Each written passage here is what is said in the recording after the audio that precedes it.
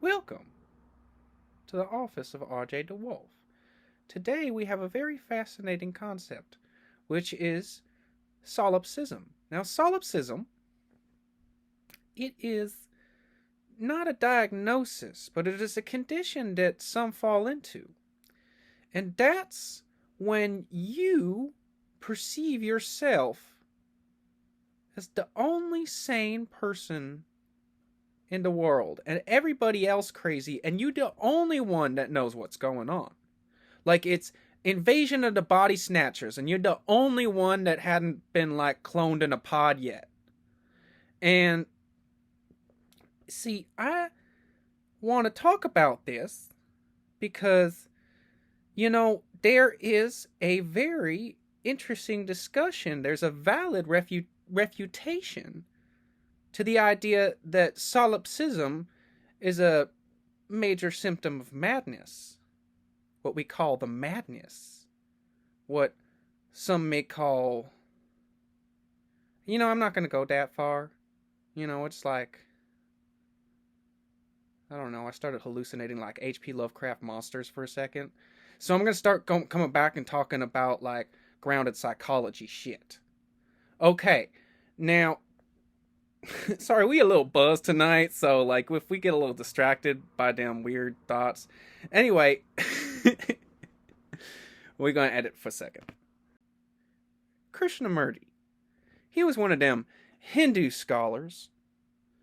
And Hindu scholars are very fascinating because people sit around them as if they the center of a cult, but they still like considered scholars too. Anyway, he had this beautiful quote.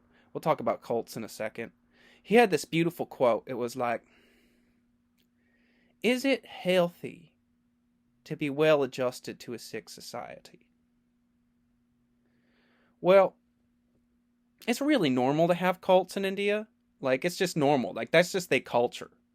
Like, they just basically, like, how, like, like, a theocracy is under, like, one religion? Well, like, India is just made up of like 50,000 cults. Anyway, so it's normal. It's normal. It's not like here where it's all like, oh man, if you're in a cult, that mean like you're gonna be like it's like the Manson family. There it's just like people, believe that people have these powers, and then I get it. I want to try to make people feel good, but that don't mean I want to be a guru. You know what I'm saying? What they talking about, the transmission of Shakti through like shared consciousness. I'm just gonna be all like, let's have some fun. Let's feel good, man. Let's just do that. See, that's my approach. Anyway, so his statement about society. It's very fascinating because I would say that solipsism, in most situations, in my personal opinion, is a sign of mental unwellness. That life is like social negotiation. Everybody's got to like kind of find a sort of consensus in which they agree, and they discuss things with each other. That's the sane thing to do. It's not to like block everybody else out and believe that you're the only one that's right. But